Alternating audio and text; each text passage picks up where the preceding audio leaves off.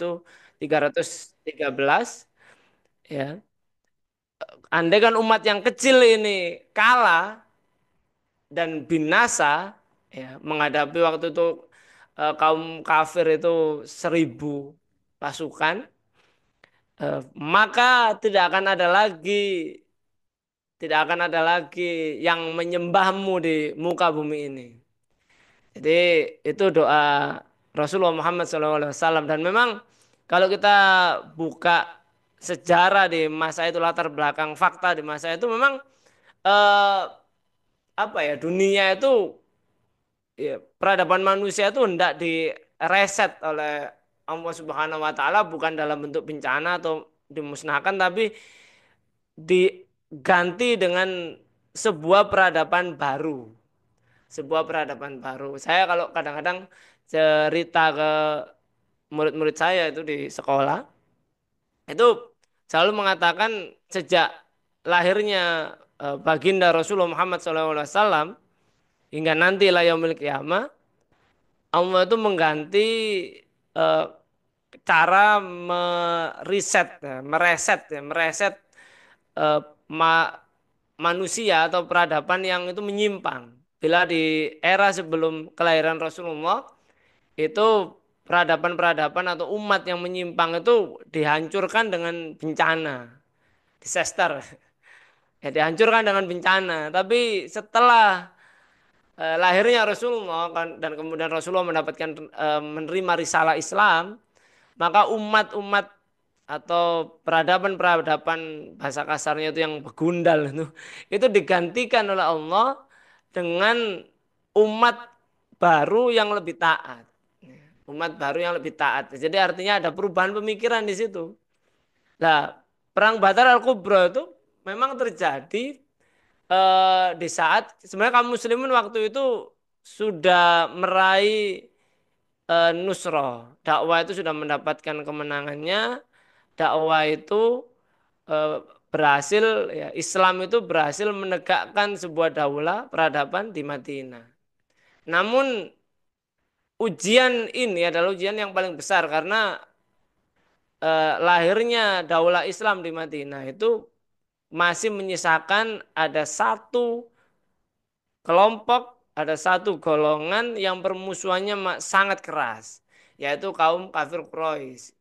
Dan kaum kafir Quraisy itu secara apa, politik, ya, geopolitik di masa itu, mereka ini adalah eh, ibaratnya peradaban lama atau eh, politik lama yang menguasai Jazirah Arab. Sebelum nanti mereka memiliki pesaing, yaitu Daulah Islam. Ini yang makanya kemudian sungguh suatu hal yang pasti bahwa orang-orang Quraisy ini pasti akan bertempur dengan Daulah Islam, dan itu terjadi di perang Badar Al-Kubra. Dan kita tahu endingnya bagaimana kemenangan diraih oleh kaum muslimin. Dan inilah menjadi tapak pertama kemenangan peradaban Islam, kemenangan Islam atas kekufuran. Dan beberapa tahun kemudian kemenangan ini semakin gilang gemilang ketika dan juga terjadi di bulan suci Ramadan, yaitu Fathu Mekah. Nah, Fathu Mekah ini memang menandai bahwa Daulah Islam menjadi satu-satunya kekuatan politik utama di Jazirah Arab, menggantikan Mekah, menggantikan Quraisy. Dan ini suatu hal kalau kita flashback antara kejadian Perang Badar Al-Kubra dengan kemudian Fathu Mekah, itu kan terjadi banyak banyak kejadian-kejadian yang luar biasa. Kalau kita membaca baik sirohnya Dr. Rawas Kol Aji atau siroh Rasulullah Sang Panglima, yang memang secara khusus membahas, kalau Dr. Rawas Kol Aji itu membahas tentang politik, kemudian kalau Rasulullah Sang Panglima Mahmud Said Qutb itu yang membahas terkait dengan militer, segi militer Rasulullah waktu itu. kita bisa melihat bahwa memang kejadian-kejadian dari Badar hingga Fathu Mekah itu memang juga luar biasa. Ya, di mana setelah itu Uhud. Ya. Uhud ini bahkan di kitab Daulah karangan Al-Alamah Asy-Syaikh Taqiyuddin An-Nabhani rahimahullah alaih itu juga disebutkan bagaimana perang Uhud itu sebenarnya kaum muslimin menang. Ya, walaupun lebih banyak korbannya.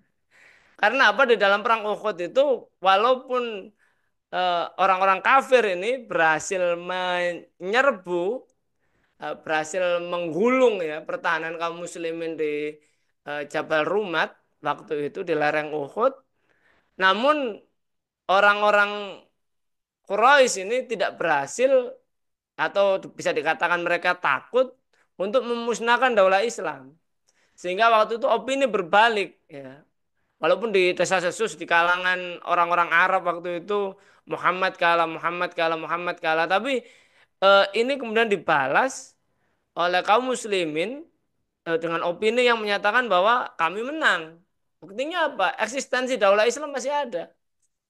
Eksistensi daulah Islam masih ada dan orang-orang kafir meradang. Ya, meradang. Wah, ternyata Muhammad dan kekuatannya masih ada ini. Ya.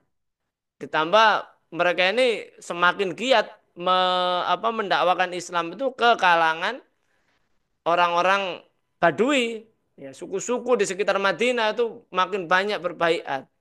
Nah, makanya kemudian dan ditambah kemudian Daulah Islam berhasil juga menghilangkan duri dalam dirinya, yaitu orang-orang Yahudi yang dikeluarkan dari Madinah. Ya, beberapa Bani keluar dari Madinah, maka kemudian mereka menggalang kekuatan perang Azab. Nah, dan perang Azab ini juga luar biasa. Perang Azab itu walaupun tidak terjadi di bulan Ramadan, tapi perang Azab ini menjadi satu momen yang nanti menuju ke Fathu Mekah. Ya, di mana di dalam perang Azab itu eh, bisa dikatakan kaum muslimin itu mendapatkan apa ya opini balik yang luar biasa. Buktinya apa? Daulah Islam ketika diserbu, dikepung oleh gabungan ya, gabungan kekuatan Quraisy, Ghatfan, bahkan orang-orang suku-suku Yahudi di Jazirah Arab. Tapi Daulah Islam berhasil mengusir ya, mengusir orang-orang ini dan akhirnya persekutuan itu bubar. Ya, persekutuan itu bubar, ditambah kemudian nantinya eh, pernyataan Rasulullah bahwa nanti kita akan berhaji. Ya, pernyataan Rasulullah itu kan ini terakhir kalinya mereka menyerang kita. Selanjutnya giliran kita yang menyerang mereka. Ya, ditambah kemudian pernyataan beliau selanjutnya tahun depan kita akan berhaji dan umroh ke Baitullah. Nah, ini menjadi benar-benar pukulan telak ya. Jadi orang-orang Quraisy itu kalah secara opini ya dan mereka ini kehilangan sedikit demi sedikit kekuatan mereka yang nanti dipungkasi dengan Fathu Mekah. Nah, Fathu Mekah ini menandai memang benar-benar tegaknya daulah Islam. Yang selanjutnya daulah Islam ini hanya tinggal mengalahkan ya musuh eh, tidak bisa dikatakan walaupun kekuatannya lebih besar yaitu Romawi dan Persia tapi ini bukan musuh potensial. Ya, ibaratnya waktu itu Romawi dan Persia itu tinggal sisa-sisa saja. Ya, tinggal sisa-sisa. Nah, nanti kita perspektif apa kita gimana di era modern nanti di belakang ya. Ini sejarahnya dulu. Nah, setelah itu kita bisa lihat kemenangan di bulan suci Ramadan itu bertambah ketika nanti di dua eh, front ya, front melawan ya, Futuhat melawan Romawi dan Futuhat melawan Persia. Sebenarnya ini sangat banyak sekali walaupun nanti yang paling luar biasa adalah Persia ya, pertempuran Qadisiyah. Pertemuan Qadisiyah di zamannya Umar bin Khattab yang waktu itu dipimpin oleh Sa'ad bin Abi Waqqas, sahabat Sa'ad bin Abi Waqqas radhiyallahu an memimpin eh, apa futuhat ke Persia dan ini futuhat yang luar biasa. Banyak sekali kisah ini terjadi di bulan suci Ramadan, terutama nanti juga kita lihat-lihat di awalan-awalan saja. Di awalan itu menunjukkan bagaimana orang-orang orang-orang Persia ini sudah dibikin bikin kagum dengan kaum muslimin ya. Di mana kemudian terjadi surat menyurat itu ya. Jadi saat bin Abi Waqqas itu mengirimkan sebuah surat, yang surat ini dikirimkan oleh eh, sahabat, saya lupa namanya, Rib'i bin Amir. Ya, Rib'i bin Amir ini luar biasa. Rib'i bin Amir ini dikisahkan itu kan bagaimana agar menemui Rustum itu kan kuda nggak boleh ini ya, kuda nggak boleh masuk gitu. Tapi beliau itu kuda itu tetap menaiki kudanya, dia kuda itu mundur ya. Terus kemudian dia itu membawa apa surat ya, surat itu kemudian dibaca oleh Rustum ya, Jenderal Persia waktu itu. Dan Rustum itu ingin mengetes kira-kira sama nggak sih visi antara antara panglimanya ini saat bin Waqqas dengan dengan anak buahnya ini, ibaratnya mungkin kalau saya ini pangkatnya peltu lah ya, atau apa ya, opral lah. Nah, kemudian ditanya oleh Rustum ini, saya sudah menerima surat dari komandanmu, tapi saya ingin tahu kira-kira apa sih tujuan kalian datang ke sini. Dan Rabi bin Amir itu dengan PD-nya itu mengatakan kami ini adalah umat terbaik yang dibangkitkan untuk umat manusia, untuk umat manusia. Dan tujuan kami, Allah membangkitkan kami itu adalah untuk membebaskan umat manusia dari tiga hal. Yang pertama, membebaskan manusia dari penyembahan kepada manusia lain dan menuju hanya menghamba kepada Allah Subhanahu wa taala. Yang kedua, membebaskan manusia dari sempitnya dunia menuju luasnya akhirat. Dan yang ketiga, membebaskan manusia dari kezaliman agama-agama dan menuju kepada keadilan Islam. Nah, inilah kemudian Rustum ini dia hanya bilang aja dengan mungkin supaya untuk menutupi ketakutannya, dia bilang oh ya ya sudah, luar biasa Anda ini. Silakan pulang. Sampaikan kami siap menyambut pasukan Anda. Pasukan kami siap. Nah, begitu Rib'i bin Amir ini pulang, Rustum ini segera dengan dewan militer ini berembuk. Bagaimana kalau saya punya pemikiran bahwa kita ini kalah?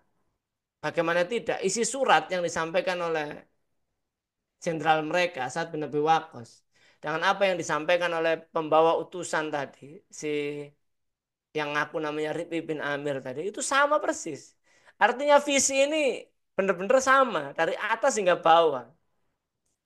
Maka aku putuskan kirimkan separuh pasukan untuk menjaga ibu kota. Separuh pasukan tetap di sini. Karena tidak mungkin tidak. Ya, kita akan kalah. Terus ada anak buahnya nyeletuk. Ini tenang aja, wahai komandan. Toh mereka ini akan diuji oleh alam kita. Yaitu mereka akan menyeberangi sungai Dajlah dan Furat. Ya itu benteng alami kita. Atau mereka ini orang-orang padang pasir, nggak pernah lihat air, nggak pernah lihat sungai yang besar. Ya, coba kita lihat. Dan memang benar, pasukan Persia itu lihat orang kaum muslimin itu sampai ada yang mengatakan ini apa ibaratnya itu bukan mukjizat ya. Ini itu jadi seakan-akan kaum muslimin itu sungai Dajjal dan Furat itu dijadikan oleh Allah itu dangkal. Jadi apa kalau bahasanya sekarang itu saya tuh kok lupa. Ini semacam ya kalau para wali itu ya apa karomah. Jadi karomahnya para sahabat ini. Jadi para sahabat itu tuh para kaum muslimin ya, para kaum muslimin itu baik para sahabat atau generasi tabiin ya berarti. Itu mereka bergandengan tangan, kemudian nyebrang bareng-bareng di sungai yang besar itu.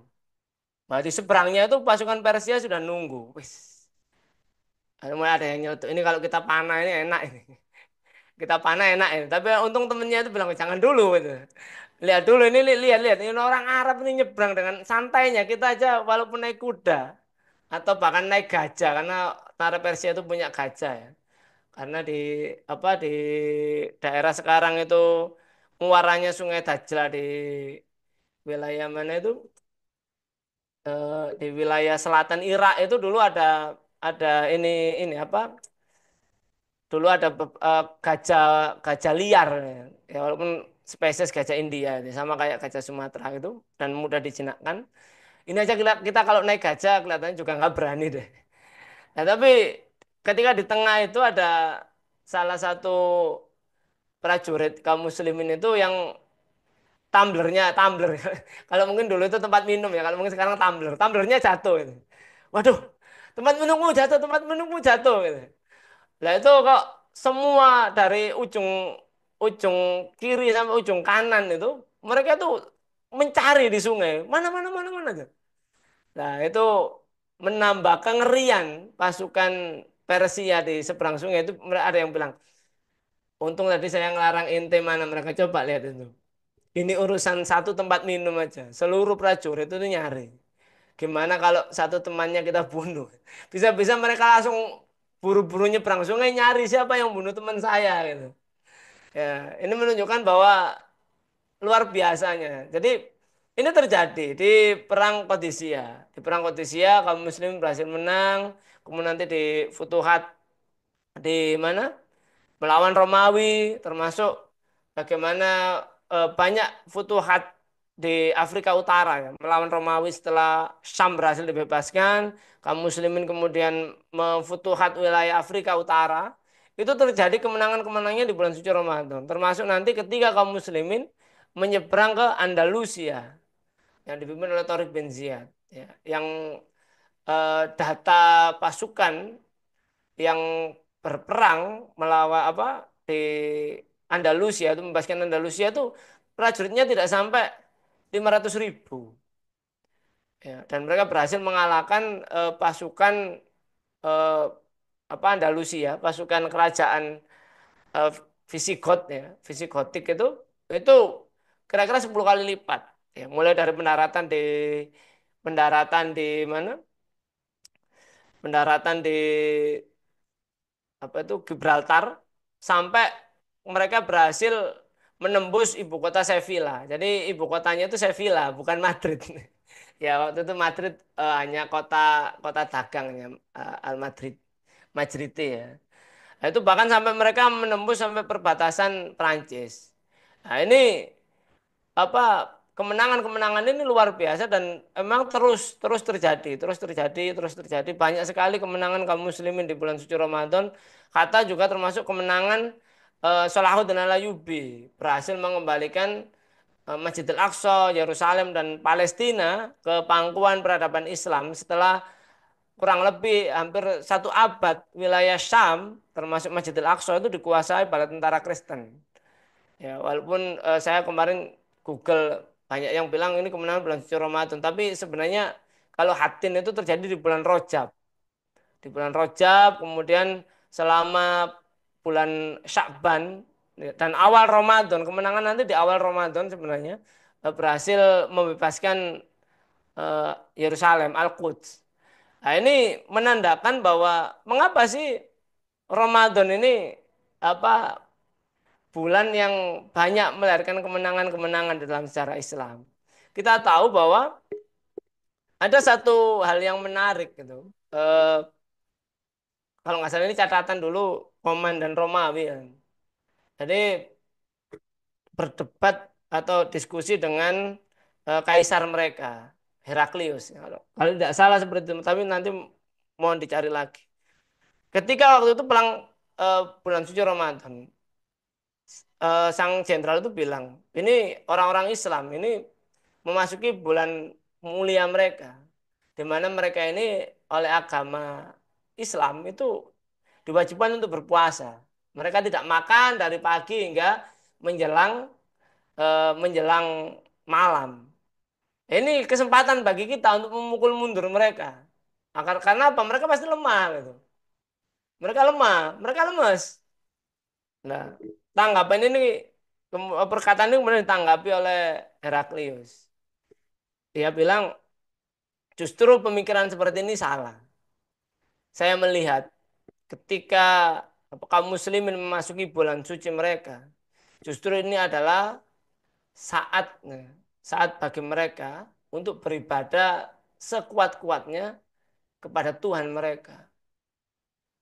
Dan ini sungguh suatu hal yang menakutkan karena bagi mereka puasa ini walaupun fisik mereka lemah karena tidak makan dan tidak minum, tapi jiwa mereka itu justru di posisi yang paling kuat. Sehingga mereka menghadapi ujian seberat apapun termasuk peperangan, mereka akan mengeluarkan tenaganya sampai 100%.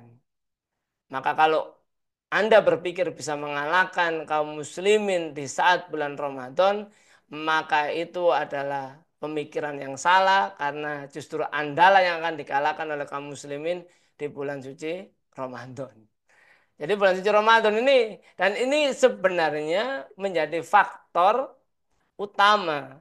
Jadi sisi kerohanian ya di dalam Islam inilah yang menyebabkan kaum muslimin itu 100% ya, mengeluarkan semuanya ya. Baik mereka ini amal ibadahnya ya, amal ibadah mahdho sampai amal ibadah sosial ya, infak, sodako sampai jihad ya. Jihad itu amal ibadah yang paling berat ya, ya paling berat ya karena tenaga bahkan nyawa itu ya, siap dikorbankan tapi kaum muslimin akan 100% bahkan 1000% ketika menghadapi bulan suci Ramadan di saat itu makanya kaum muslimin itu luar biasa pertanyaannya adalah mengapa kemenangan itu sulit hadir di masa hari ini kita tahu bahwa apa sih penyebab eh, kekalahan kaum muslimin? Bisa dikatakan di abad 20 dan 21 ini, kita itu kaum muslim dalam kondisi yang kalah. Ya, kondisi kalah. Ya. Peradaban Islam itu benar-benar meredup. Andaikan ada beberapa kemenangan, misalnya eh, kemerdekaan Indonesia, itu kan di bulan suci Ramadan. Kemudian kemenangan pasukan gabungan Arab waktu itu menghadapi invasi Israel, termasuk juga bulan lalu ya, bagaimana saudara kita, kaum muslimin di Gaza, eh, para mujahidin Hamas dan mujahidin di Gaza itu semuanya berhasil memukul mundur ya pada tentara Israel. Tapi kemenangan ini patut kita syukuri, tapi ini belum kemenangan besar.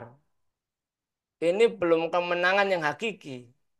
Dalam artian mampu mengembalikan peradaban Islam secara seperti halnya dulu di ketika peradaban Islam memimpin sejarah sekalipun juga berhasil memukul mundur 100% musuh-musuh kaum muslimin.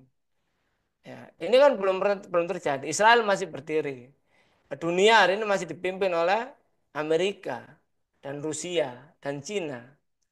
Bahkan negeri yang dimerdekakan di bulan suci Ramadan, ya negeri kita, hari ini ya kondisinya seperti ini gitu ya. Kalau dikatakan busuk ya busuk kita ini ya. Ya benar-benar ini ya. Apa tiap hari kita ini sampai ada meme ini ya, meme apa kucing gitu ya. Kalau di Twitter di X itu kan. Sehari aja kita nggak lihat dagelan yang dibuat penguasa itu kayak aneh aja gitu ya. Tiap hari ketemunya itu gitu. Nah ini terjadi. Artinya apa? Kemenangan itu belum 100% kita pegang. Itu hanya kemenangan yang menghibur kita. Kenapa ini terjadi? Nah, kalau kita kembalikan lagi di masa lalu, Islamnya sama. Akidah yang dipegang oleh kaum muslimin juga sama. Bahkan sama-sama manusianya.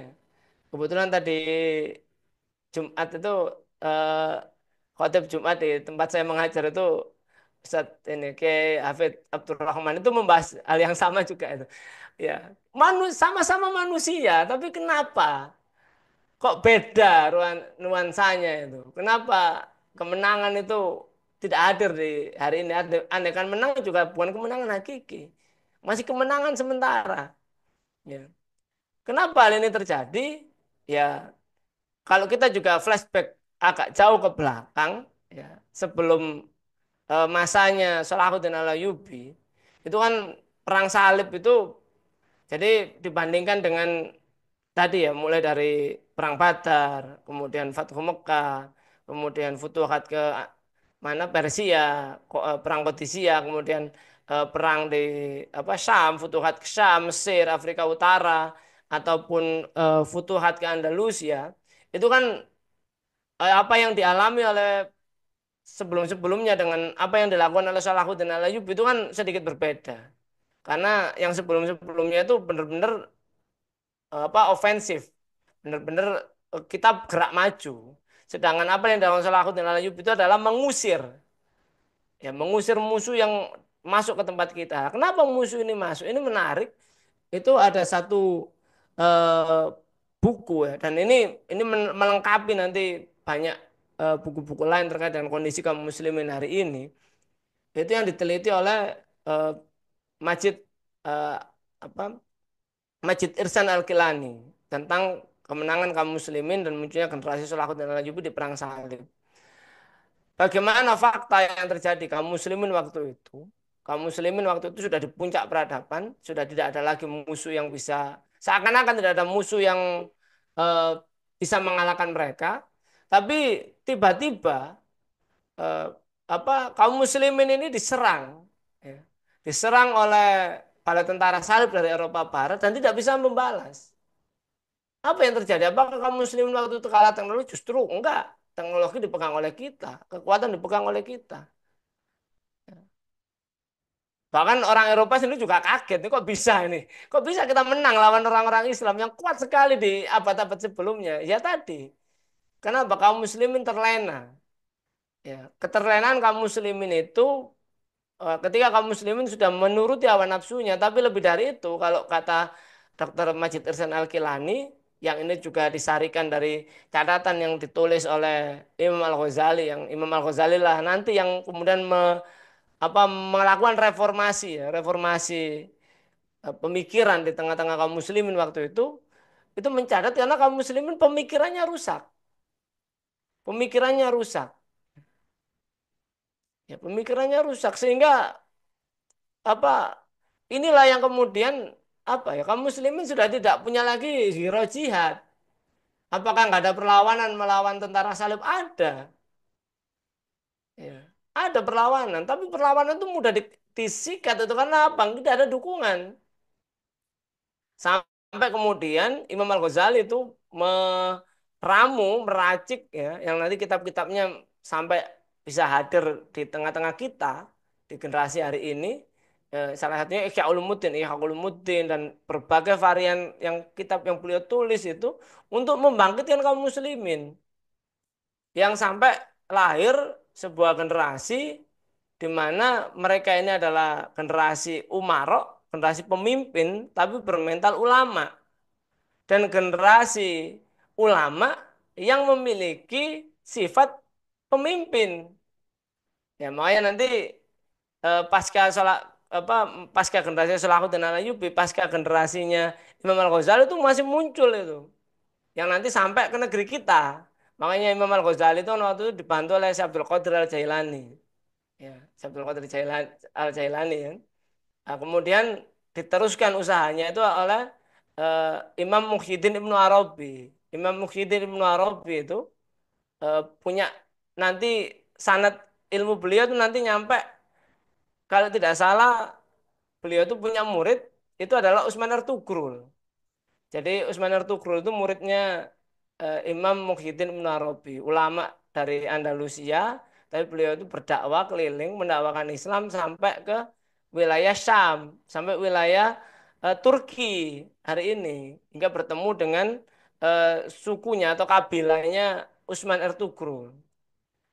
Dan ketiga sosok ulama ini terkemuka di negeri kita. Apa penyebabnya? Apa penyebabnya? Karena ternyata eh, ilmu mereka itu sanatnya nanti sampai ke Maulana Malik Ibrahim, gurunya para ulama yang dikenal dengan Wali Songo. Nah, makanya hari-hari ini sebenarnya eh, apa warisannya itu ada di kita juga. Nah, nanti kalau kata almarhum eh, Profesor U.K. Chandra Sasmita, salah seorang pakar sejarah dan arkeolog Muslim, itu kan di bukunya beliau menyebut Islamisasi di Nusantara itu memang digerakkan oleh di masa akhirnya, di masa akhir dan masa puncaknya itu digerakkan oleh para ulama yang memiliki jiwa kepemimpinan dan para pemimpin-pemimpin Islam yang baru yang mereka ini memiliki mental ulama. Raden Patah ya, dan beberapa sultan-sultan di wilayah timur Nusantara. Nah, ini rusaknya pemikiran inilah yang kemudian menjadi problem kekalahan kaum muslimin. Nah, beruntungnya saat itu peradaban Islam itu masih ada bangunannya dalam bentuk daulah Islam. Nah, ketika bangunan ini runtuh dan pemikiran kaum muslimin itu hilang, maka hari ini kemenangan itu seakan-akan sangat jauh itu. Ya, bisa dikatakan hari ini kita punya dua problem. Problem yang pertama adalah bagaimana mengembalikan pemikiran kaum muslimin ya sehingga mereka memiliki pemikiran sebagaimana generasi salafus saleh.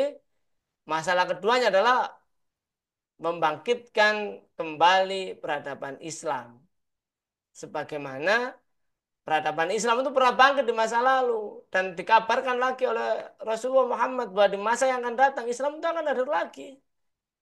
Islam itu akan hadir lagi dan ini merupakan apa ya? Ini problem ini yang harus terpecahkan. Problem inilah yang harus terpecahkan. Ya. Bagaimana kalau kita bicara hari ini? Ya, ini kita mulai nanti sambung tanya jawab. Nanti apa? Kalau kita bicara hari ini, kita bisa melihat sebenarnya ini konteks yang paling dasar saja. Konteks yang paling dasar saja. Banyak generasi hari ini. Kalau generasi saya jelas pasti sudah banyak yang ini ya. Kalau generasi usia apa kepala tiga, kepala empat ke atas ini kan ibaratnya generasi yang kemarin sudah merasakan berbagai berbagai masalah itu dan sekarang itu eh, bagaimana sih mengamankan ya, mengamankan bagaimana sih agar eh, anaknya ya keluarganya itu tidak mendapatkan masalah yang sama. Nah, ini generasi yang 20 tuh ya, 20-an tahun ini yang sekarang ini sedang galau-galaunya. Ya, mau apa mengalihkan ya. Mau mengalihkan segala keruwetan hidup ini dengan main game, dengan apa? Nongkrong di kafe-kafe atau bahkan sampai narkoba. Itu pun mereka juga sudah kesulitan itu ya. Ya, itu bukan jawaban. Makanya banyak generasi ya yang usia 20-an ini, generasi yang usia 20-an itu pada akhirnya terjebak apa? Terjebak bunuh diri. Ya kan banyak kasus mahasiswa bunuh diri kan hari-hari ini. Saya juga ketika melihat itu kaget juga. Artinya apa? Keruwetan hidup ini sudah dirasakan oleh banyak umat manusia ya, terutama generasi hari-hari ini. Dan mereka belum menemukan jawabannya. Apalagi di Indonesia, kita tahu bahwa sudahlah UKT makin mahal. Ya UKT itu saya kaget. Kalau kampus dulu kuliah itu masih zaman saya masih 500.000 ya. Itu kampus-kampus negeri. Itu apalagi kalau UIN. Ya. UIN itu masih di bawah 500, di bawah 500 itu ya UIN itu. Nggak tahu sekarang UKT-nya berapa UIN. Ya UIN Bandung itu. Dulu UIN Surabaya itu masih di bawah 500 itu. Ya, UIN itu kan terhitung yang paling murah kalau di Indonesia. Ya, belum lagi nanti bicara terkait dengan ongkos beli buku, diktat, kos-kosan, makan yang kalau standar Bandung itu saya juga kaget. Kemarin dampingi murid-murid saya studi banding ke Bandung itu. Ternyata mahal juga ya kayak hidup di Bandung itu mahal. Ya bukan kayak hidup ya, untuk kebutuhan hidup mahal juga ya Bandung dibandingkan Surabaya, Malang, Jogja, apalagi Purwokerto gitu. Ya Ya, ini apa menambah ya apalagi anak-anak mahasiswa itu kan apalagi anak ikhwan ya itu kan sudah punya pemikiran mereka itu sebenarnya tidak ingin terlalu membebani orang tua ingin mandiri apalagi udah mahasiswa tapi di satu sisi mereka itu kalau dilepaskan 100% oleh orang tua ya mati berdiri ya mahasiswa itu ini terjadi apa ya ini dari yang paling mendasar saja ya eh, memicu kegelisahan-kegelisahan belum lagi nanti kita bicara lebih besarnya lagi negara dunia ini makanya kadang-kadang saya nggak salah kalau banyak anak-anak apa apa lembaga dakwah kampus itu anak-anak LDK itu yang kadang-kadang curhat juga susah tuh sekarang itu nyari ini nyari kader tuh. Di kampus itu yang diajak mau ngaji itu susah ya gimana mau ini gitu loh anak-anak tuh kadang-kadang mikir pribadinya aja ini kadang-kadang mereka itu nggak dapat kiriman orang tua itu udah pusingnya naudzubillah min dzalik nggak bisa makan dan sebagainya belum bicara nanti gaya hidup ya. Ya, inilah yang dirasakan oleh generasi kaum muslimin hari ini sehingga setiap kemenangan itu yang terjadi itu memang masih belum kemenangan hakiki. Ya, belum kemenangan hakiki ini masih masih kemenangan yang parsial itu ya. Kita bahagia saudara-saudara kita di Palestina berhasil membuat Israel akhirnya turun tangan untuk perjanjian damai terus terjadi apa gencatan-senjata dan sebagainya tapi ini belum belum 100% mereka pun mengaku ini belum 100% kami masih butuh dukungan kaum muslimin untuk membebaskan Masjidil Aqsa untuk memusnahkan eksistensi Israel bahkan kalau bisa Amerikanya hilang gitu tapi ini kan menjadi sebuah proses yang besar gitu ya ditambah tadi ya bagaimana kita ya, kalau bahasa modernnya sekarang itu apa Islam itu harus bisa menampilkan dirinya itu sebagai satu apa pemecah ya, pemecah kebuntuan segala segala keruwetan hidup ini. Kalau dulu kan bahasa zaman saya way of life, tapi way of life itu bagi anak sekarang itu kayak udah nggak apa sih gitu ya. Ya artinya saya itu punya masalah gitu. Solusinya apa sih gitu ya? Mental illness dan sebagainya itu Islam punya nggak solusinya itu? Ya, ya punya sebenarnya kita itu punya itu. Ya, kadang-kadang sampai kalau saya lihat-lihat di YouTube obrolannya siapa obrolannya Ustadz Felix dan sebagainya itu kan banyak yang komennya ini relate dengan hidup saya. Tapi mereka itu masih masih disuruh berjuang belum belum mau gitu. Tapi mereka artinya sudah punya solusi untuk menyelesaikan problematika hidup pribadi mereka gitu. Nah, sampai berikutnya adalah ya bagaimana memunculkan Islam itu sebagai hero. Ini yang juga kadang-kadang muncul juga di kalangan anak-anak muda, para mahasiswa, para remaja yang mereka ini kehilangan sosok apakah Islam itu bisa nggak sih melawan segala kedoliman. Mereka walaupun sudah dikasih apa materi tentang Muhammad Al-Fatih, tentang sholawat dan lain-lain, tapi kadang-kadang masih belum relate itu karena remaja atau pemuda atau mahasiswa sekarang itu ketika menghadapi misalnya ya Indonesia gelap ya. Indonesia gelap terus kemudian korupsi apa mega triliun ini kita kadang-kadang apa Islam ini kok belum menunjukkan menunjukkan semangat pahlawannya bahwa mereka Islam itu mampu menghadapi itu semua. Nah, inilah yang menjadi apa semacam ini menjadi semacam eh, agenda kita ke depan gitu ya. Agenda kita yang ini tidak bisa selesai di diskusi 30 menit ini. Diskusi selama 1 jam ini ya, tidak akan bisa selesai. Ya, tapi setidaknya kita mengetahui bahwa problematika kaum muslimin hari ini itu adalah satu, rusaknya pemikiran sehingga kemenangan itu tidak bisa cepat hadir, ya bahkan mungkin makin jauh. Yang kedua adalah tidak ada bangunan peradaban Islam, tidak adanya daulah Islam. Yang ini menyebabkan ya kaum muslimin ini ya makin nggak terbayang lagi gitu. Ibarat Anda ingin memenangkan ini kalau bahasa ini kan ikhwan semua banyak. Anda ingin mimpi memenangkan apa Liga Champion Eropa, tapi klub yang Anda dukung itu adalah Persib Bandung gitu ya. Nggak nyambung gitu ya. Ya mana mungkin Persib ikut dukung Liverpool kayak atau MU gitu masih masih inilah masih realistis gitu ya. MU walaupun sekarang di Liga Pocong gitu ya. Ya tapi kan dia aneh gitu loh ya didukung malah ya, ya terima kasih Liverpool tumbang. Ya kalah sama PSG kalah mereka. Masih realistis itu.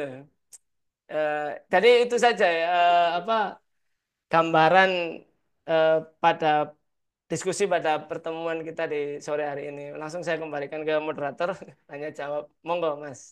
Saya ini manggilnya Mas saja ya, karena saya orang Jawa, ini manggil Kang agak nggak enak. Monggo, silakan Mas Arif. Terima kasih. Oke, siap Mas. Terima kasih atas pemaparannya yang begitu komprehensif ya, sangat luar biasa sekali. Eh, Mungkin dari audiens di sini ada yang ingin bertanya gitu. Kita masuki ke sesi Q&A.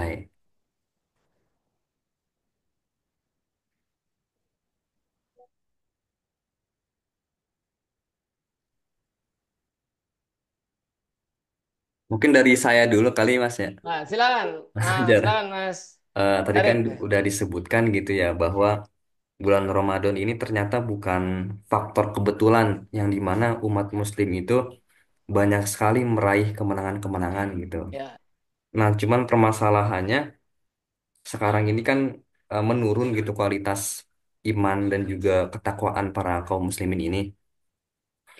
Eh, Pertanyaannya adalah bagaimana sih caranya yang benar-benar eksplisit gitu supaya kita bisa mengembalikan kehormatan dan juga kejayaan kita di bulan Ramadan terkhusus itu. Gitu sih Kang. iya. Pertanyaan yang sama ini dulu pernah saya ajukan juga ketika ini pertanyaan diri sendiri ya. Pernah saya ajukan dulu waktu ketika kuliah ya.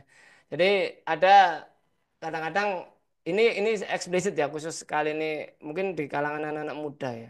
Jadi dulu itu kan kita itu ada fase ketika kita masih kecil ya, masih sekolah SD SMP itu kan ketika masuk bulan suci Ramadan itu excited itu senang gitu ya.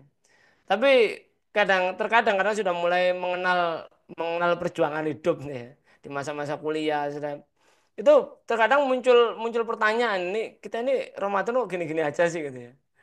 Ramadan kok gini-gini aja. Gitu. Jadi kadang-kadang bahkan melemahkan diri kita. Saya dulu juga sempat muncul seperti itu ya.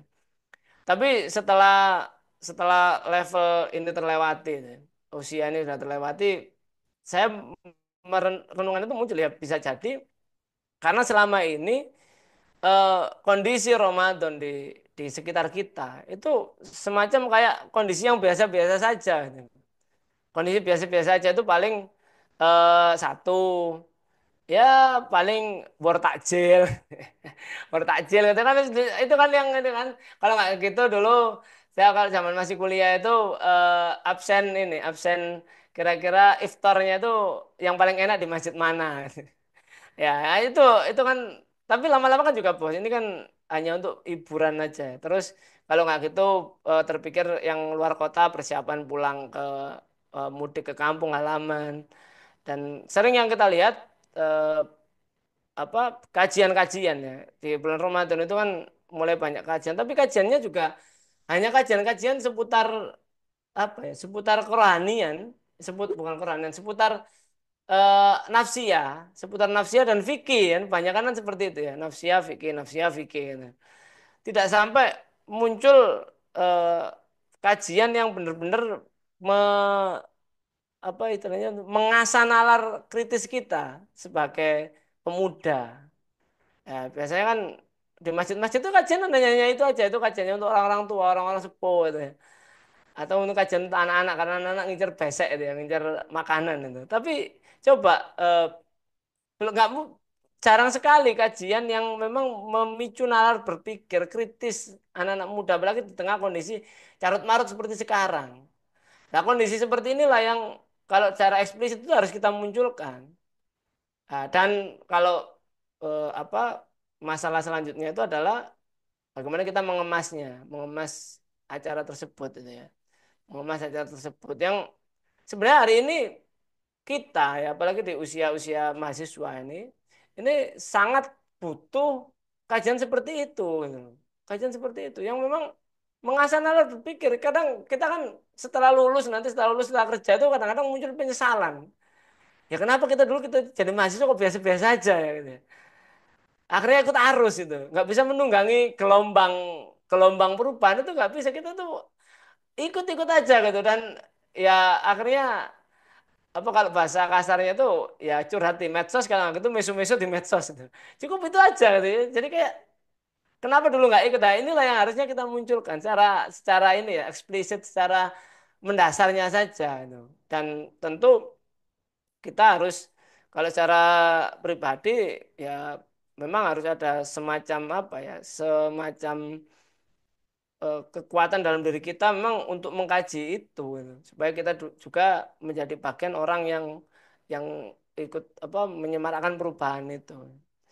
Ditambah tentu akan sangat menarik kalau kalau semangat ini, semangat perubahan itu justru eh, apa muncul dari sebuah lembaga-lembaga yang menjalankan hal yang sama.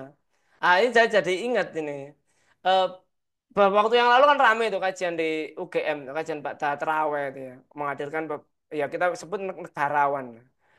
Dan ini sebenarnya suatu kesempatan yang langka di kampus-kampus kita sudah hilang. Ya. Kan kemarin juga rame kan diserbu buzzer juga, serbu buzzer itu ya. Kenapa ada Pak Anies, kenapa ada Pak siapa namanya Pak Ganjar. Tapi ini menarik UGM itu setidaknya menjadi ya kampus yang masih waras gitu ya, masih waras gitu. Dengan menyajikan diskusi terbuka walaupun beda pemikiran. Ya, ini menarik ya karena ini juga sejarah yang mungkin tidak jarang kita tengok ya. Bahwa banyak sebenarnya para banyak sebenarnya tokoh-tokoh kita, tokoh-tokoh politik di Indonesia itu yang sebenarnya sampai hari ini tuh masih mencari kira-kira ideologi apa sih yang cocok untuk membangkitkan negeri kita. Ya. Dan ini sebenarnya kesempatan bagi kita yang di masa yang akan datang kita lah tokohnya itu untuk menawarkan Islam itu sebagai solusi. Ya. Dulu kita itu ITB, UI, UGM, UNER, dan juga banyak kampus-kampus UIN itu yang menghasilkan tokoh-tokoh besar ya yang hari ini ikut di menggerakkan perpolitikan negeri ini ya ini di masa depan ya kita semua itu. Dan kalau kita punya solusi Islam ya itu sangat luar biasa karena negeri kita ini terlalu sayang untuk kita biarkan dimakan para pegundal. Ya itu Mas Sarif, itu ada yang angkat tangan.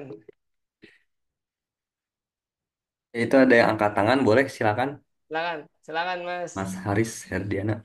Eh, Afwan Ustadz, izin memperkenalkan diri. Monggo, monggo. Nama saya Haris Serdiana, asal Bandung, kebetulan. Eh, ini tuh ada pertanyaan, Ustadz. Eh, apakah benar Islam tuh bukan hanya sekedar agama gitu, yang mengatur ibadah ritual saja, hubungan kepada Allah saja gitu.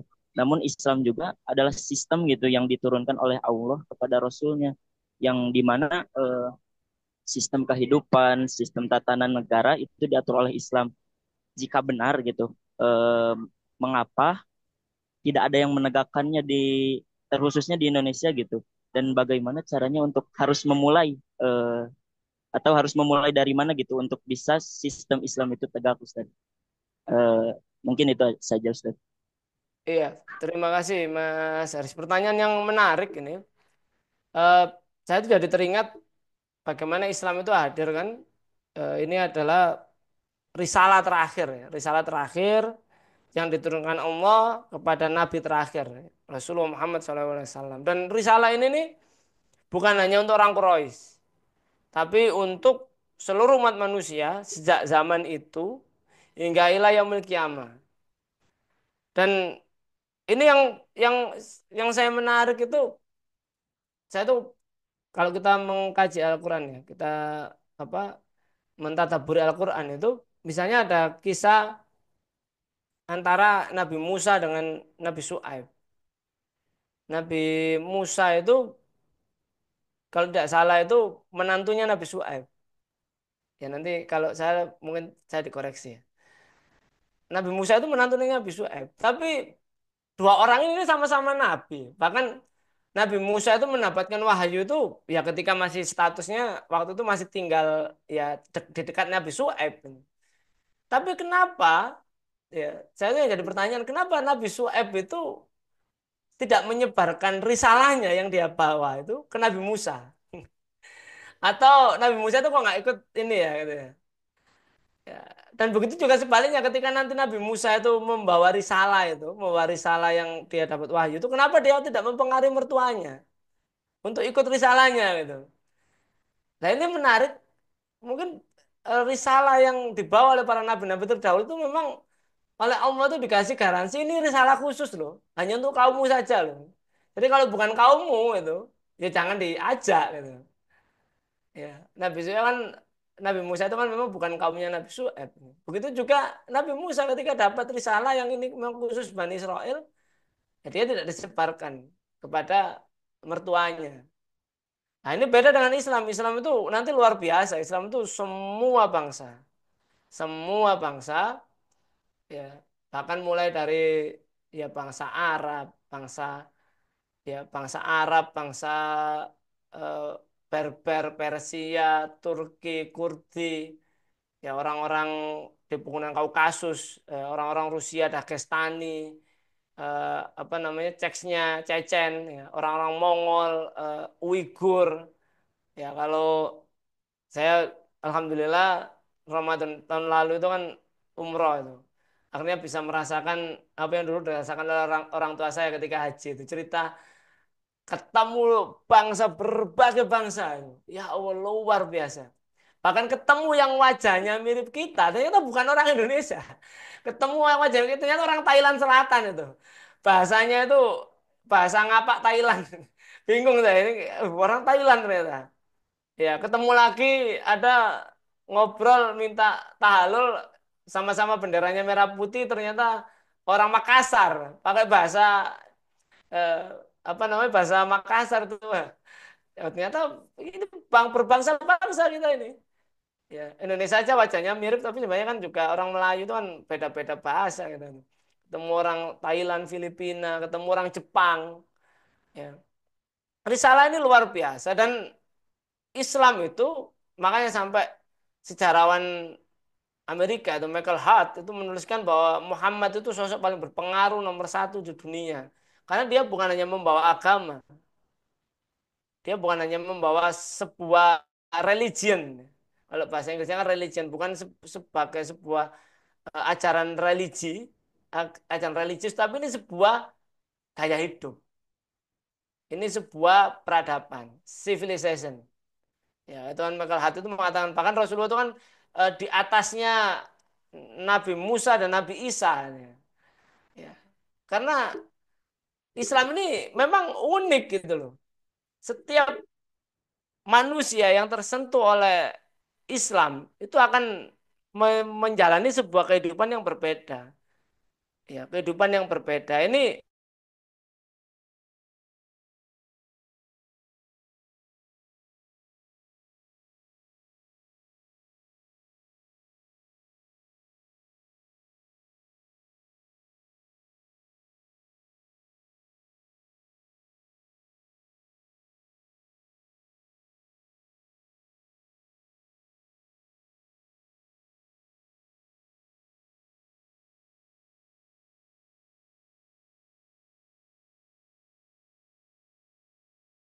Artinya sinyal Pak Fajar lagi ini ya, lagi ada gangguan.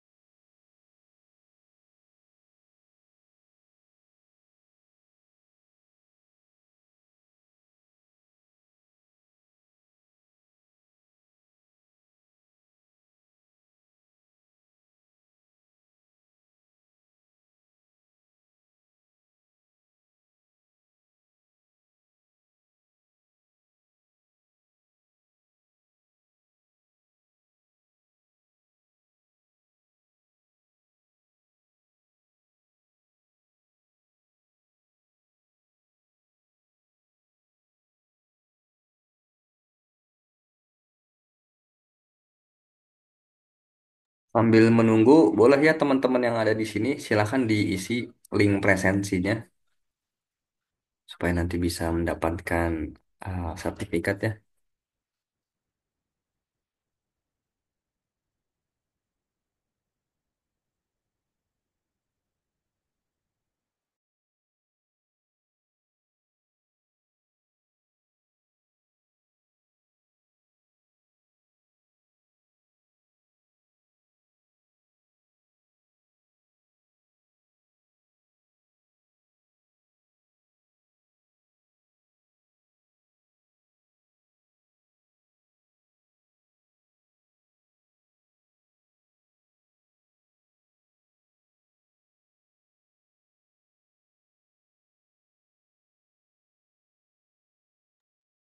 Pak Fajarnya lagi dihubungi lagi.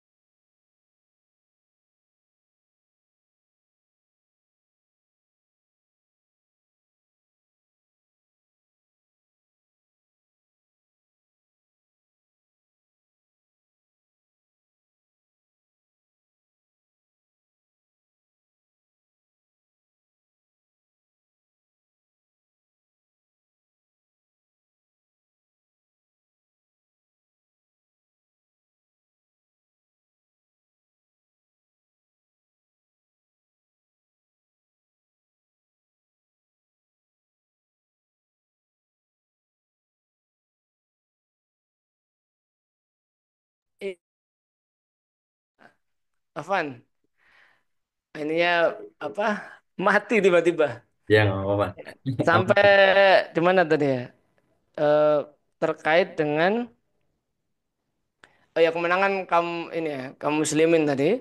Ya, Bagaimana risalah ya? Risalah Islam itu memang ya peradaban, dia itu sebuah peradaban, sebuah apa? Tidak hanya mengatur urusan kita manusia dengan diri kita sendiri dan dengan Allah saja, tapi juga mengatur urusan kita dengan orang lain, mulai dari hal yang sederhana, ya, misalnya silaturahmi dan sebagainya, pergaulan, pertemanan, sampai level yang atas itu. Dan itu dicontohkan oleh Rasulullah Muhammad SAW dan juga ada dalam Al-Quran. Ya ayyuhalladzina amanu kutiba alaikumul qisas. Ya ayyuhalladzina amanu kutiba alaikumul qital. Ini ada di dalam Al-Quran dan menjadikan semacam eh, pengatur ya, pengarah kita umat manusia untuk mengikuti ini. Dan kita bisa melihat pada akhirnya memang Islam ini ya sebuah peradaban yang positif ya. Jadi tadi kan Allah itu hendak mereset ya, mereset peradaban-peradaban yang rusak di sebelum-sebelumnya itu menjadi sebuah peradaban yang baik gitu. Sebuah peradaban yang bagus sesuai dengan misi, sesuai dengan misi yang diberikan oleh Allah Subhanahu wa taala kepada manusia. Khalifatullah fil ard. Ya. Nah, dan inilah yang sebenarnya menjadi starting point bagi kita. Bagaimana sih cara mengubah, ya, termasuk mengubah kondisi negeri ini menjadi lebih baik. Tentu negeri ini berubah menjadi baik itu kan harus ada aktornya, harus ada aktornya. Ya, aktornya ya kita manusia yang tinggal di sini. Gitu. Kita tidak bisa mengharapkan orang lain, orang yang tinggal di negeri lain misalnya, ya, atau CIA atau KGB gitu nggak mungkin kan. Tapi ya kita gitu. Dan kita ini adalah satu bagaimana sampai sejauh mana sih kita punya visi itu. Punya visi itu, punya pendalaman terkait ya bahasanya itu kan gitu. Kita punya visi, terus kita juga punya sejauh mana kita mempercayai visi itu. Sampai sejauh mana. Ya, pendalaman kita itu sampai itu yang dulu sahabat itu seperti itu. Sahabat itu dikasih kabar apapun oleh Rasulullah itu mereka itu sangat percaya gitu. Ya. Kalau Anda kalau kita semua tuh kalau Anda pernah nonton film ini nggak? Film judulnya eh, film itu saya tuh lupa lupa judulnya tentang Nabi Musa itu yang sutradaranya sama dengan sutradara film Kingdom of Heaven ya itu kan ada adegan ya saya itu judul Exodus Exodus eh, God and King pemerannya itu siapa pemerannya yang pemeran Batman yang jadi Batman itu ya itu kan tentang Nabi Musa dan saya tuh menggambarkan itu ya kalau walaupun kita kan kadang-kadang butuh gambaran realistis ya. Kalau kadang-kadang kita semua itu kalau baca Al-Quran karena juga nggak bisa bahasa Arab itu kadang-kadang juga nggak terbayang gitu. Ya bagaimana kenapa sih sampai Rasulullah itu sampai disebut orang gila? Ya, tapi itu digambarkan di situ. Nah, kayak Nabi Musa itu kayak ngomong sendiri ketika datang malaikat Jibril itu diintip sama pengikutnya itu Musa ngapain tuh ngomong sendiri. Ya. Sampai kadang kayak bisa dikatakan kayak para nabi dan rasul itu dulu mungkin hampir sama seperti orang setengah gila. Ya. Tapi lihatlah para sahabat, para ashabikunal awalun itu. Siti Khadijah itu langsung percaya itu. Ketika Rasulullah pulang turun dari apa? Turun dari Gua Hira itu, dari Jabal Nur turun pulang ke rumah dengan wajah yang ketakutan itu ya. Itu Siti Khadijah itu langsung ya, mungkin kalau saya nggak membayangkan ya akhwat-akhwat atau mbak-mbak yang hari ini ada tuh ketika suaminya pulang tiba-tiba bilang aku tadi lihat gini gitu. Wah itu pasti malah dimarah-marahin itu ya. Bojo galak itu kalau orang. Oh pusing gitu ya. Ya kok ya itu pasti dapat kena itu gitu. Ya tapi Siti Khadijah itu dengan lembut menyelimuti Rasulullah kemudian menenangkan Rasulullah. Ya bagaimana eh Sayyidina Abu Bakar itu ketika diceritakan apa Isra dan Mi'raj itu langsung percaya, saya percaya itu. Apa yang dikatakan oleh Muhammad itu percaya saya. Gitu. Ya, bagaimana para sahabat diberikan visi nanti akan menaklukkan Roma, menaklukkan Romawi, menaklukkan Persia, berhasil memfutuhat Yaman, itu percaya itu padahal itu di masa pengepungan perang Khandaq. Gitu. Itu artinya apa? Kita harus memunculkan itu pada diri kita. Kita percaya nggak visi kita ini? Nah, ketika kita sudah memunculkan itu, nah, kita baru menyampaikan ke orang lain. Ya, mengajak orang untuk sama-sama mempercayai visi ini. Dan sebenarnya kita ini mudah karena eh, buku pedomannya kan sudah ada. Buku pedomannya itu eh, apa Al-Quran, hadis, ya, perjalanan Rasulullah kita bisa meniru. Dan sebenarnya memang itulah kuncinya. Ya, ya kebetulan kalau Kang Niko sudah ya, Kang Niko sudah ngisi di kajian ini kan. Saya tuh misalnya terkait dengan Wali Songo dan sebagainya. Wali Songo itu kan mungkin satu-satunya apa dakwah Islam di di dunia Islam itu yang nyaris seperti apa yang dilakukan oleh Rasulullah di awal tegaknya daulah Islam. Jadi tanpa peperangan, tanpa pasukan, artinya murni pengajaran, tapi berhasil mengislamkan 2/3 Nusantara. Ya, itu bisa menjadi pedoman kita hari ini. Ya, waduh Pak, kita kan bisa menggunakan lisan, menggunakan medsos, menggunakan apapun yang kita bisa untuk mempengaruhi orang lain. Ya, mempengaruhi orang lain itu. Dan kita juga bisa belajar apa namanya seni berbicara dan sebagainya, seni komunikasi sehingga apa yang kita sampaikan itu mudah masuk. Ya, mungkin itu sih titik awalnya sampai kemudian nanti tegak benar-benar Islam ini tegak di negeri kita. Kita ini kan 100% ini sebagai perbandingan aja ya. Saya percaya bahwa kaum muslimin di Indonesia itu lebih alim dibandingkan dunia Islam yang lain. Ya, kita itu masih percaya ada rasa kualat, ada rasa menghormati. Kalau teman saudara kita itu ya kaum muslimin ya saya nggak tahu kalau yang koruptor-koruptor itu apakah mereka itu umrah atau enggak, tapi saya selama umrah di di Mekah di Madinah itu ya kita ini yang paling menghormati gitu ya. Ya, itu kan dalam artian sisi religiutasnya masih tinggi ya. Nafsiannya masih tinggi kita ini. Perasaan Islamnya tuh juga masih cukup kuat ini. Ya, gimana enggak saya tuh waktu sa'i ketika umrah itu sempat ada lihat dengan mata kepala sendiri dan nyaris jadi korban penipuan. Ada orang nipu di jalur sa'i itu. Saya dalam hati ini saya dalam hati berani banget itu. Ini kalau orang Indonesia udah mikir kualat ya kualat lah kita ini. Ya, ya mungkin ada koruptor itu mungkin bawa duitnya gitu ya, bawa duitnya duit korupsi tapi buat umroh. Ya, tapi mereka mungkin nggak akan berani macam-macam di sana. Saya dalam hati ini ada ya kaum muslim ini berani-beraninya dan itu bukan satu orang tapi kayak semacam gerombolan gitu. Allah gitu. Ya, ini fakta yang terjadi. Saya percaya bahwa kita ini bangsa kita ini cuma belum ketemu saja sampai di titik kaum muslimin di negeri ini mengatakan Islam itu solusi. Itu belum ketemu. Belum 100 ya bahkan mungkin belum 20% orang kaum muslimin di Indonesia itu yang percaya Islam itu solusi. Mungkin itu ini Mas Arief sudah gelisah waktunya agak kelebihan. Ya, mungkin itu Mas Arief. Saya kembalikan ke antum. Afan.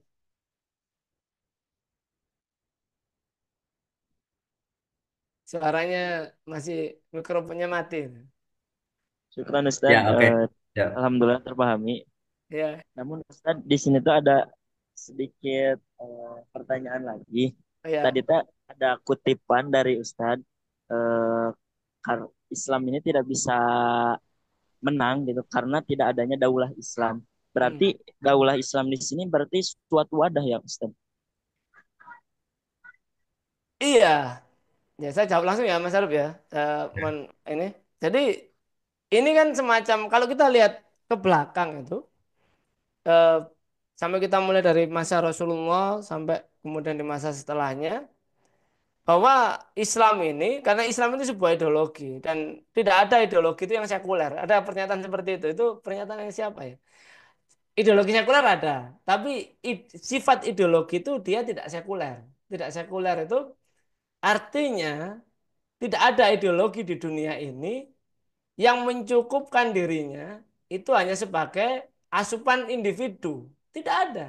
Ideologi itu butuh individu yang menggerakkan dia sampai tegaknya sebuah institusi politik di mana institusi politik itu diatur menurut ideologi tersebut. Itu ideologi. Nah, Islam itu ideologi dalam artian kalau eh, banyak orang ngomong akhirnya ketemu memang Islam itu ideologi. Ya kalau bahasa pakai bahasa modern ya. Kalau mungkin bahasa zaman Rasulullah, bahasa zamannya Umar, bahasa zamannya Salahuddin Ayyubi mungkin belum ketemu bahwa Islam itu ideologi. Tapi ya di era modern itu kita bisa mengatakan Islam itu ideologi. Karena dia mengatur ekonomi, politik, hukum, kebudayaan, pendidikan. Itu diatur semua dalam Islam. Dan ini adalah ideologi. Dan ideologi dimanapun di dunia ini tidak ada yang sekuler. Tidak ada yang sekuler. Kalau ideologi sekuler ada. Kapitalisme sekuler. Tapi ideologi itu tidak ada yang sekuler. Artinya butuh negara. Sosialisme komunis butuh negara. Hari ini teman-teman sosialis di kampus ya hanya bisa kor-kor aja. Ya. Atau mungkin minimal pakai ini lagu kan. Kayak Sukatani dan sebagainya. Ya. Hanya sampai di situ. Atau apa pakai nenengisme. Kalau di Facebook itu nenengisme itu ya. Orang yang beli apa beli itu ya beli Facebooknya eh, apa grup Marxis ini ya itu ya kelompok kapitalisme sekarang menjaya di dunia ya kapitalisme itu kan sedang jaya-jayanya yang menguasai dunia hari ini itu butuh negara butuh Amerika butuh Inggris ya Rusia yang semi kapitalis ya kalau Rusia nggak kapitalis nggak mungkin ada orang Rusia beli Chelsea gitu ya atau Cina ya ini karena negara itu sebuah wadah yang memang untuk menegakkan ideologi ini minimal minimal mungkin itu saja Saya udah di warning sama panitia. Siap, bersiap buka puasa soalnya. Baik Ustaz, Ya, terima kasih Ustaz. ya sama-sama. Nanti kita diskusi lain di lain waktu. Ini mungkin ada satu lagi, Pak. Cuma nanti dipersingkat aja ya jawaban Ya, dari Kang Mutakin Hidayatullah. ya. Ustadz, bagaimana caranya agar bangsa Indonesia ini bisa makmur? Karena dewasa ini para pejabat seakan sudah tak takut kepada Tuhannya sehingga berperilaku semaunya gitu. Ya, memang Islam itu loh. Ya itu punya itu Islam itu ya.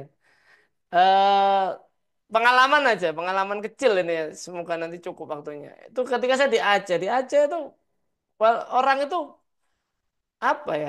Ya mereka takut aparat, terus mentalnya juga mental kaum muslimin. Kalau antum ke Aceh, mungkin di kota-kota itu jarang ada pengemis, jarang ada orang minta-minta di apa di lampu merah. Manusia silver nggak ada di Aceh. Terus kemarin kan ada heboh ya, ada diskusi di Twitter itu Aceh itu jumlah kasus perkosaannya banyak gitu. Terus ada yang jawab, kenapa kasus perkosaan itu di Aceh itu daftarnya banyak? Karena dilaporkan, ditulis dan ditangani. Makanya banyak. Akhirnya banyak juga yang sadar saya diskusi di Twitter. Oh ya juga ya.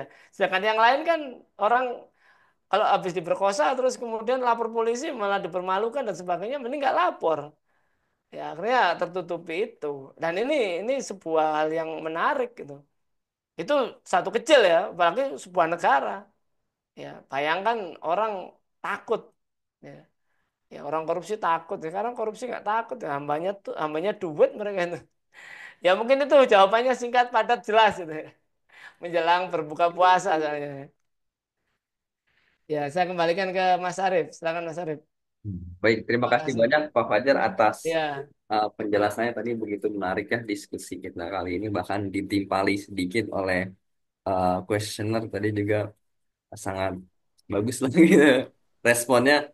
Mungkin untuk kesempatan kali ini kita cukupkan sampai sini dulu ya teman-teman. ya. Nanti akan kita lanjut lagi diskusi kita dengan pemateri yang tidak kalah menarik juga gitu. Alhamdulillah. Boleh kita dokumentasi dulu teman-teman yang ini. Silahkan di Ya. on cam ya kameranya gitu.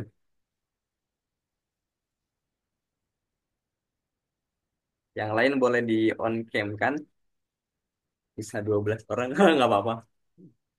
Ya, kita dokumentasi terlebih dahulu.